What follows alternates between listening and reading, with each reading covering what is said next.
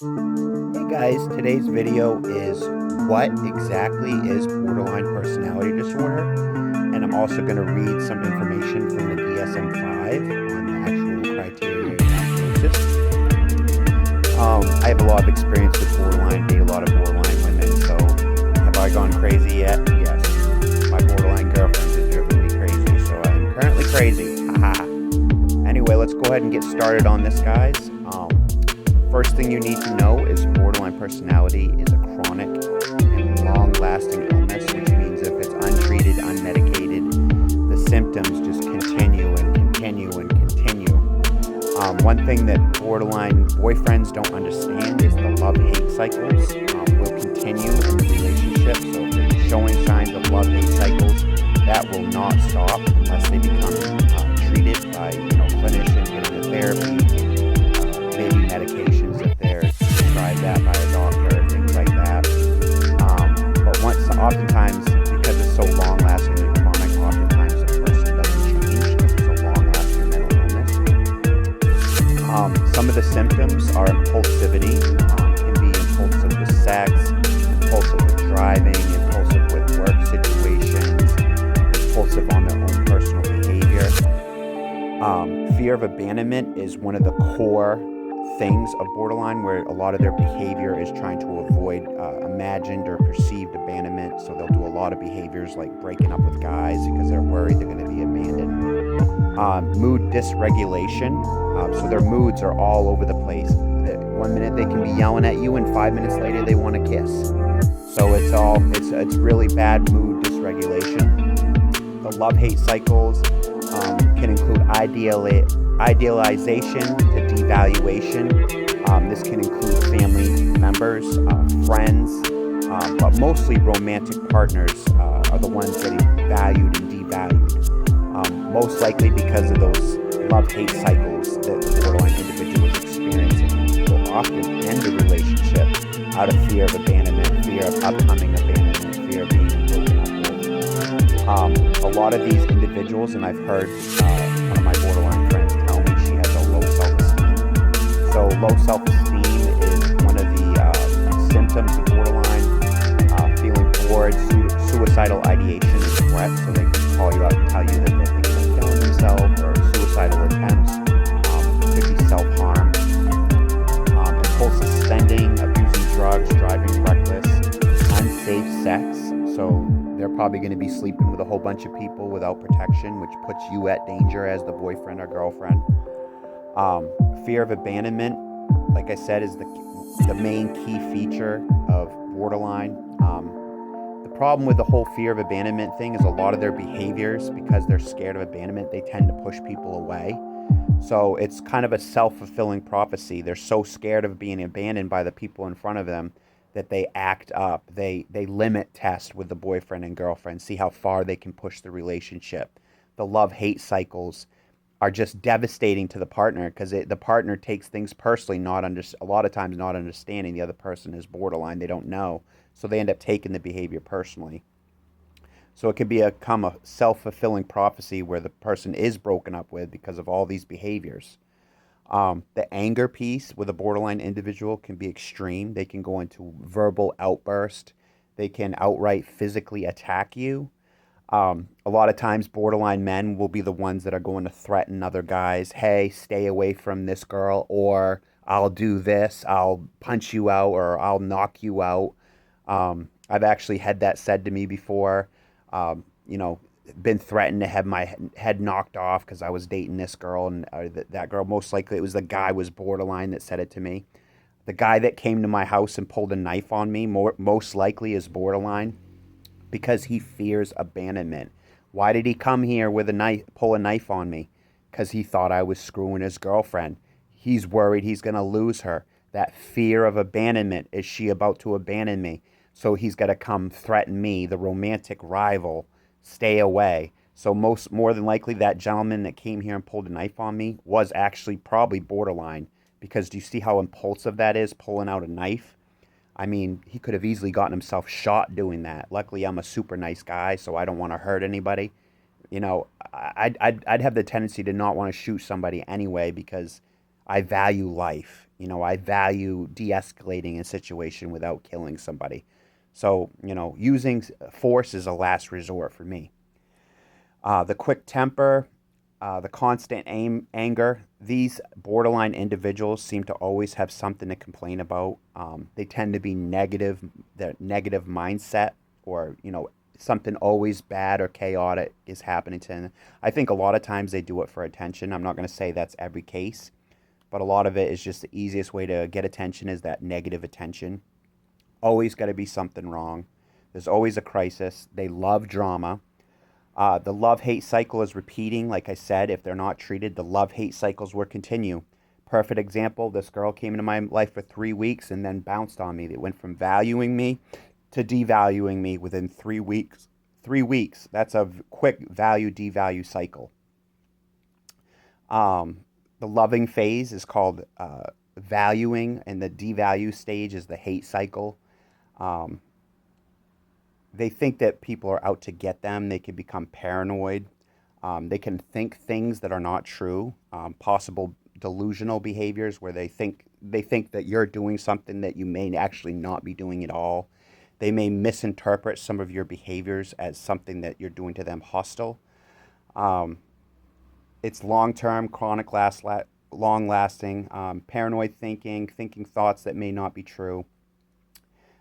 They've also said that borderline personality is often linked or comorbid with antisocial personality disorder, which basically makes the person sociopathic. So they operate with a sociopathic mindset. So it's often correlated with the antisocial personality disorder, which is basically sociopathy, which is basically no regard for people's feelings, selfishness, etc., etc. Physically lashing out. Borderline people can physically attack you. They can verbally attack you. One time, my ex-girlfriend went into a rage over the slightest comment I had made. I made one comment about some guy she was dating years back, and she went into a rage in the car, so much to the point where I didn't know if she was going to crash or kick me out. The disassociation, not being in reality for long periods of time. Delusional behaviors can be co-occurring with other mental illnesses. They've proven that it's equally shared between men and women, which means both men and women can have borderline personality disorder. The physical attacks, the verbal attacks.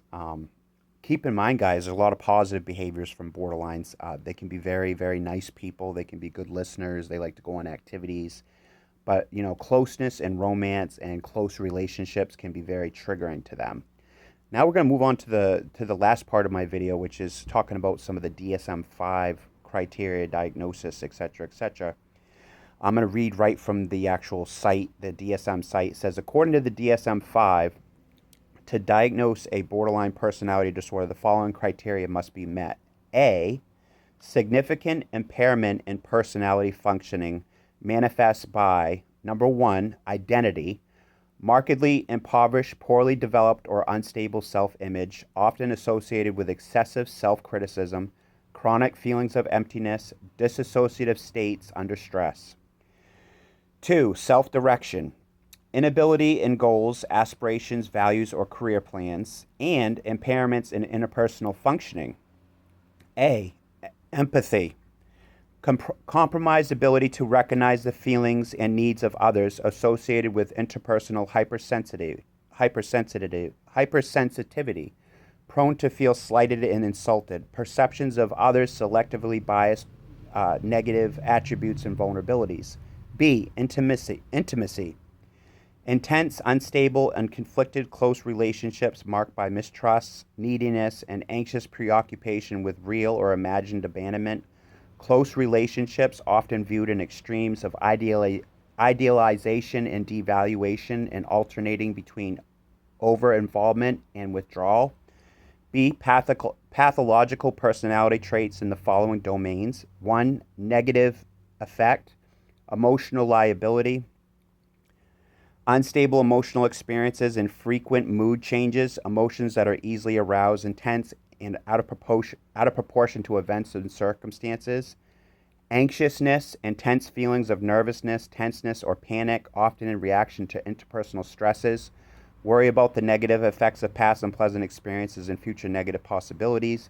Feeling fearful, apprehensive, threatened by uncertainty, fears of falling apart or losing control. Separation insecurity, fears of rejection by and separation from significant others associated with fears of excessive dependency and complete loss of autonomy. Depressiveness, frequent feelings of being down, miserable, and hopeless.